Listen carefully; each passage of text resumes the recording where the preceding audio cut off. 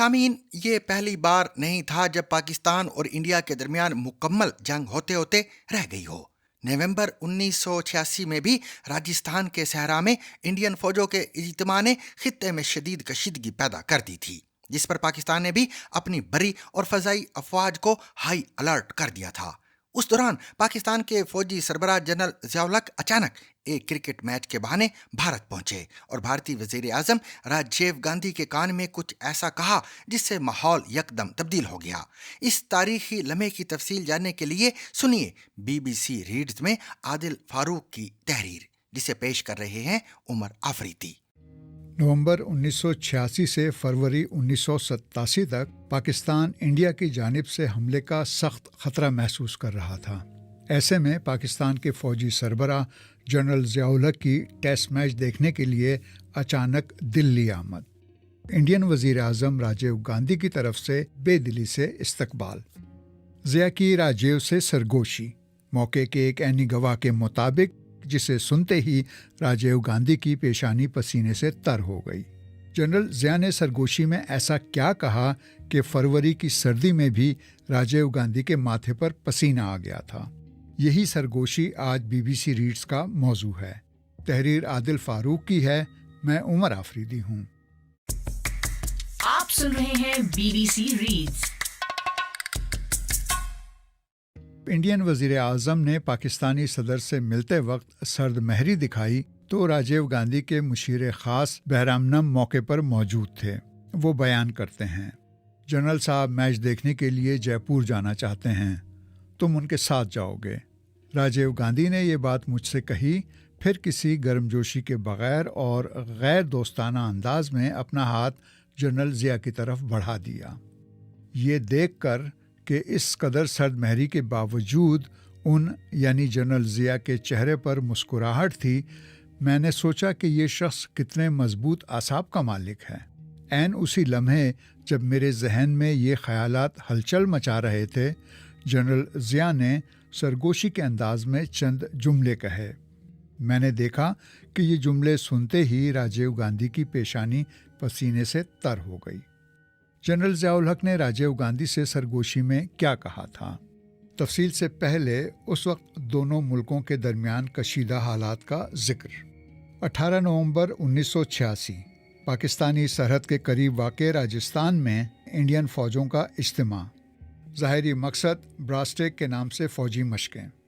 Professor علم خالد نے exercises براسٹیک کے بارے میں انڈیا کے سرکاری ذرائع کے حوالے سے اپنے تحقیقی مقالے میں لکھا ہے کہ دوسری جنگ عظیم کے بعد دنیا نے اس سے بڑی جنگی مشقیں نہیں دیکھی ہوں گی۔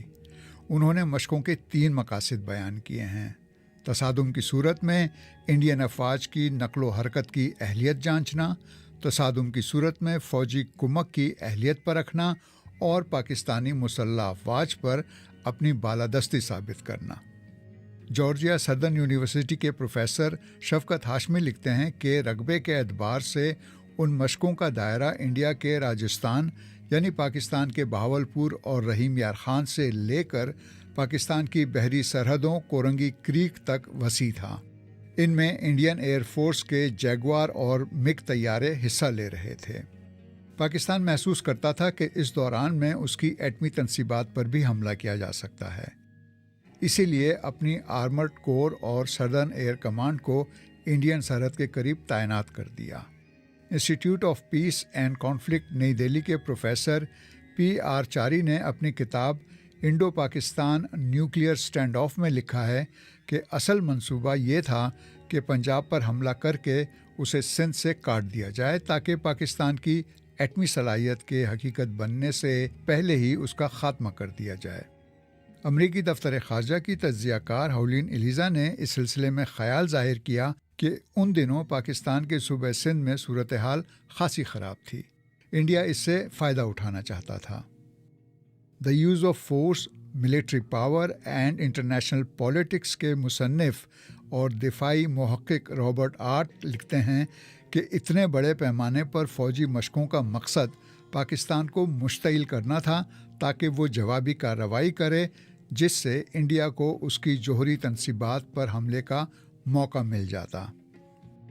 چند سال پہلے منظر عام پر لائی گئی امریکی وزارت خارجہ کی خفیہ دستاویزات کے مطابق امریکی صدر رونالڈ ریگن کو خدشہ تھا کہ پاکستان نے اگر یورینیم کی افزودگی جاری رکھی اور وہ مقررہ حدود سے بڑھ گئی تو اس کے نتیجے میں انڈیا پاکستان کی ایٹمی تنصیبات پر حملہ کر دے گا، جس سے دونوں کے درمیان مکمل جنگ چھڑ سکتی ہے۔ امریکی صدر نے یہ اطلاع نان پیپرز اور ایک خط کے ذریعے جنرل ضیاء الحق تک پہنچا دی تھی۔ یہ تھے وہ حالات جب جنرل ضیاء الحق 21 فروری 1987 کو بظاہر انڈین کرکٹ بورڈ کی دعوت پر دلی پہنچے تھے۔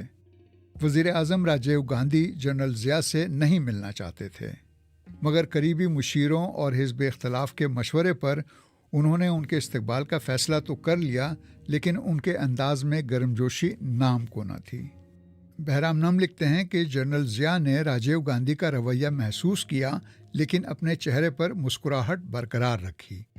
عین اس وقت جب وہ جے پور روانگی کے لیے اٹھے، انہوں نے بہرام نم کی موجودگی میں راجیو گاندھی کو مخاطب کیا اور کہا، تم پاکستان میں انویڈ یعنی حملہ کرنا چاہتے ہو، ٹھیک ہے کرو، لیکن یاد رکھنا اس کے بعد دنیا چنگیز خان اور ہلاکو خان کو بھول جائے گی، صرف ضیاء الحق اور راجیو گاندھی کو یاد رکھے گی، کیونکہ یہ جنگ روایتی نہیں ایٹمی ہوگی۔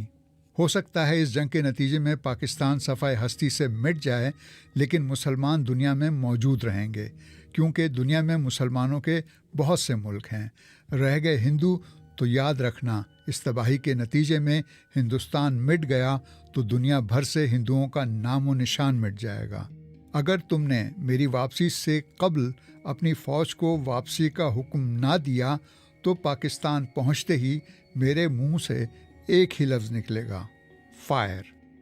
بہرام نم نے انڈیا ٹوڈے میں لکھا کہ اس لمحے میں نے جنرل ضیاء کی طرف دیکھ کر سوچا کہ یہ شخص بر صغیر کو راکھ کے ڈھیر میں بدلنے کی صلاحیت رکھتا ہے۔ پاکستان کے سابق وزیر راجہ ظفر الحق جنرل ضیاء الحق اور راجیو گاندھی کے درمیان اس ملاقات اور اس مکالمے کی تصدیق کرتے ہیں، البتہ ان تفصیلات کی تصدیق نہیں کرتے جو بہرام نم نے بیان کی ہیں۔ انہوں نے بی بی سی کو بتایا کہ جنرل ضیاء الحق نے راجیو گاندھی کے ساتھ ملاقات کی تفصیلات ذاتی طور پر انہیں بتائی تھیں۔ ان کا کہنا تھا کہ راجیو گاندھی رخصت کرنے کے لیے جب اٹھے تو جنرل ضیاء الحق نے ان سے کہا کہ آپ ذرا میری بات سن لیں۔ یہ کہہ کر وہ اپنے میزبان کو ایک طرف لے گئے اور ان سے کہا کہ جو کچھ آپ کے پاس ہے وہی کچھ میرے پاس بھی ہے، یعنی ایٹمی اسلحہ، اس لیے بہتر یہی ہے کہ آپ سرحدوں سے اپنی فوجیں ہٹا لیں۔ راجہ ظفر الحق کے بقول جنرل ضیاء نے مجھے بتایا کہ یہ سن کر راجیو گاندھی کے ماتھے پر پسینہ آ گیا۔ راجہ ظفر الحق بہرام نم کے اس بیان کو درست نہیں سمجھتے کہ جنرل ضیاء نے کہا تھا کہ بر صغیر کی تباہی کی صورت میں دنیا میں مسلمان تو رہیں گے مگر ہندو اس کرۂ ارض سے مٹ جائیں گے۔ بہرحال جنرل ضیاء کے اس دورہ انڈیا کے بعد صورتحال بدل گئی۔ ٹھیک ایک ہفتے بعد 27 فروری کو انڈیا کا سرکاری وفد اسلام آباد پہنچا اور دونوں ملکوں کی افواج کے کشیدگی سے پہلے کی پوزیشن پر چلے جانے پر اتفاق ہو گیا۔